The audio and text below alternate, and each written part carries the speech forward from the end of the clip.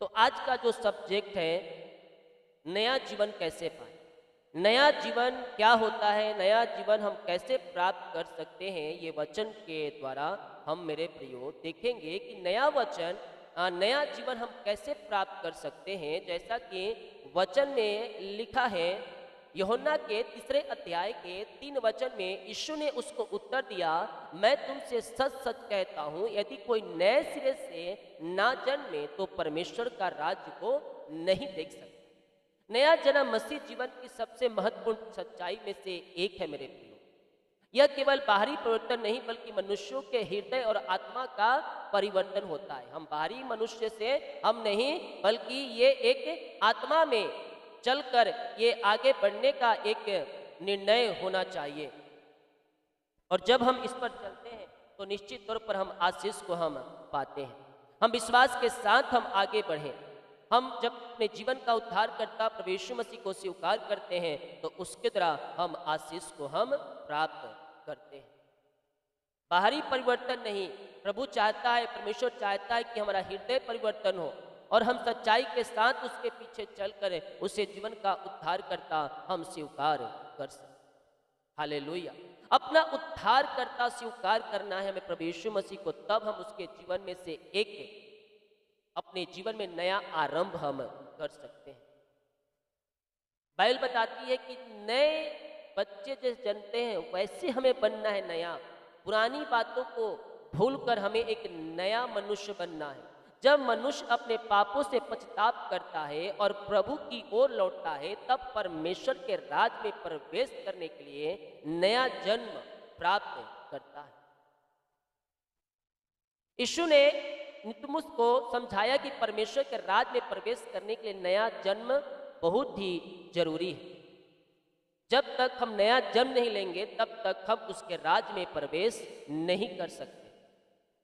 नया जन्म प्राप्त करने के लिए हमें अपने पापों का अंगीकार करके यीशु मसीह के पीछे चलना है, वचन के अनुसार जीवन जीना है, पापों का अंगीकार करना है और दोबारा ना करने का उससे वादा करना है। जैसा कि 2 कुरिन्थियों के 5 अध्याय के 17 वचन कहता है, इससे यदि कोई मसीह में है तो नई सृष्टि है, पुरानी बातें बीत गई, देखो सब कुछ नया हो गया।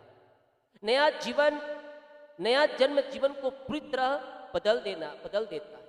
और जब हम उसके पीछे चलते, नया जन्म को हम प्राप्त करके हम स्वर्ग राज में प्रवेश करते हैं तो उसका हम प्रतिफल भी पाते हैं। नया जन्म परमेश्वर के राज में प्रवेश देता है। नया जन्म के बिना कोई परमेश्वर के राज में प्रवेश नहीं कर सकता।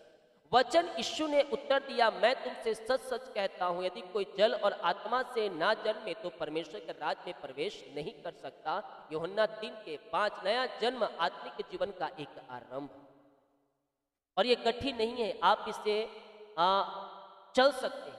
आप प्रभु के वचन के अनुसार चलकर आप नया जीवन को प्राप्त करके उस पर बने रहते हैं। और जब हम उसके वचन में बने रहेंगे तो हम स्वर्ग राज में भी स्थान को हम पाएंगे। नया जन्म पाप से छुटकारा देता है। प्रभु मनुष्य को पुराने जीवन से निकाल कर नया जीवन देता है। हालेलुया। सो यदि पुत्र तुम्हें स्वतंत्र करेगा तो तुम सचमुच स्वतंत्र हो जाओगे। यूहन्ना 8:36 वचन। पुत्र तुम्हें स्वतंत्र करेगा यानी कि आजाद करेगा, छुटकारा देगा तुम्हें पापों से, तो तुम सचमुच आजाद हो जाओगे, छुटकारा तुम प्राप्त कर लो।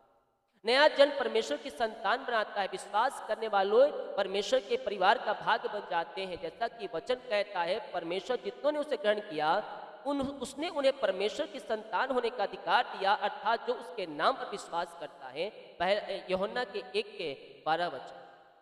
जितने विश्वास किया उसे संतान होने का अधिकार दिया, अर्थात कौन? जो उसको ग्रहण करता है, विश्वास करता है, उसके पीछे चलता है, वो नया जीवन को प्राप्त करता है।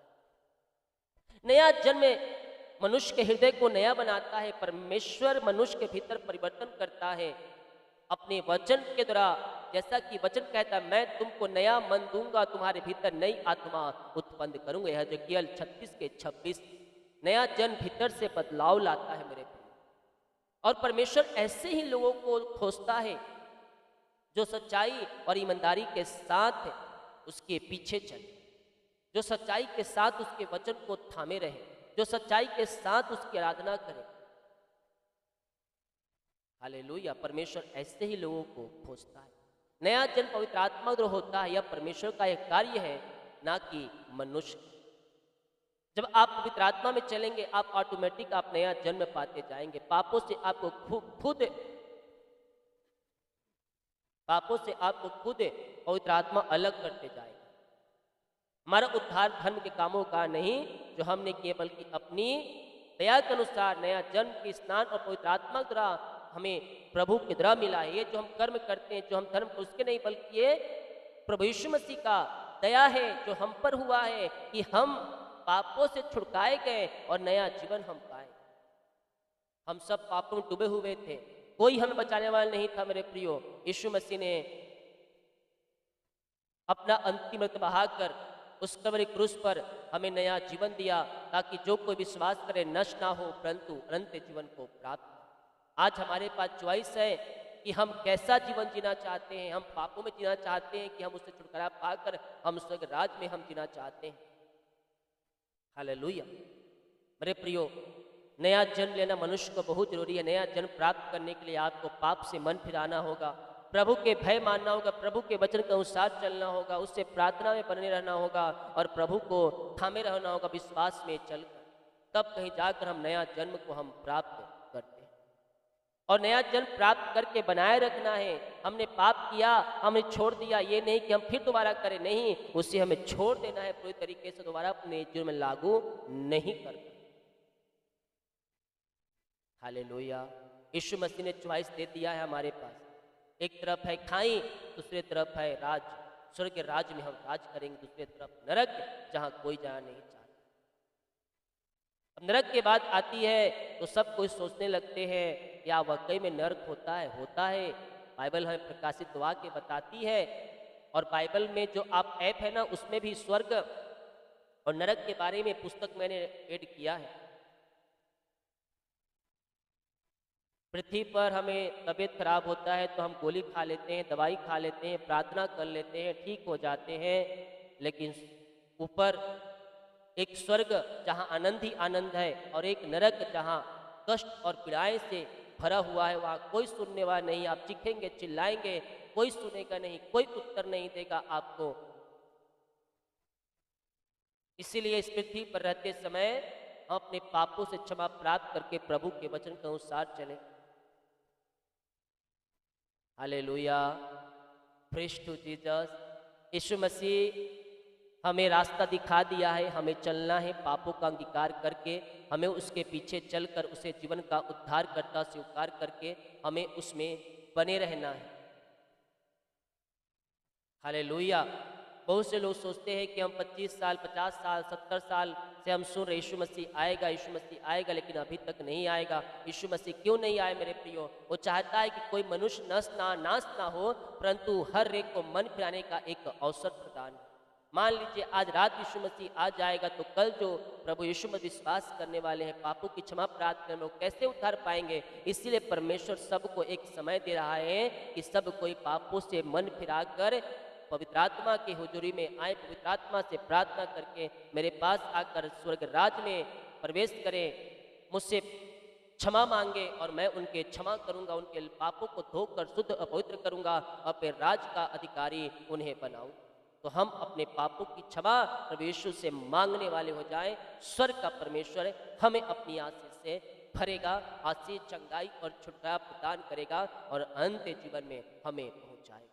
हमारा परमेश्वर अति सामर्थी है, बलवंत है, उसका आना निकट है, वह द्वार पर ही है। दुनिया भर में घटनाएं घट रही है, वो सारी बातें बाइबल में लिखा जा चुका है कि जब तुम ये घटनाएं घटो जान लो कि मेरा आना निकट है, वह द्वार पर है। दुनिया भर में युद्ध की घटनाएं घट रहे हैं, भूकंप और भिन्न प्रकार की घटनाएं देख रहे हैं, ये सारी बातें बाइबल में लिखी जा चुकी। तो हम विश्वास करें, स्वर्ग का परमेश्वर हमें अपने राज का वारिस बनाना चाहता है। इसीलिए हम पापों गुनाहों से फिरकर आज हम इस उपवास प्रार्थना का तीसरे दिन हम प्रभु को उपस्थिति में बैठे, उसके पीछे चले, उसकी आज्ञाओं को थामे रहें और अपने जीवन का उद्धार करता स्वीकार करें। निश्चित तौर पर स्वर्ग का परमेश्वर हमें आशीष से भरपूर करेगा और हमारे कामों को सफल करेगा। आमीन। जितने लोग कमेंट बॉक्स में डाल रहे प्रार्थना रिक्वेस्ट, आप सभी के लिए मैं प्रार्थना